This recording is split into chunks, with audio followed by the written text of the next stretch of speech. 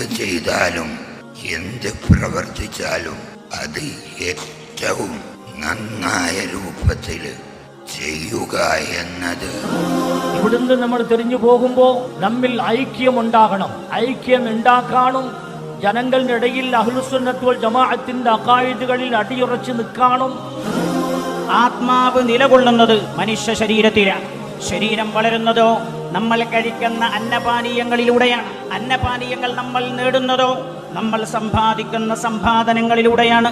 അതുകൊണ്ട് തന്നെ സമ്പാദനം നന്നാവണം എന്ന് വിശുദ്ധ ഖുർആൻ വളരെ വ്യക്തമായി പറഞ്ഞു. മഹാനായ വരക്കൽ മുല്ലക്കോയത്തങ്ങൾ നബ്ബറല്ലാഹു മർക്കദ മഹാനവറുകളുടെ ആണ്ടനുസ്മരണ ദിനം കൂടി ഈ 100ാം വാർഷികത്തിനോടനുബന്ധിച്ച് കടന്നുപോയത് യഥാർത്ഥ സമസ്ത എവിടെയാണെന്നതിന്റെ തെളിവ് കൂടിയാണ്.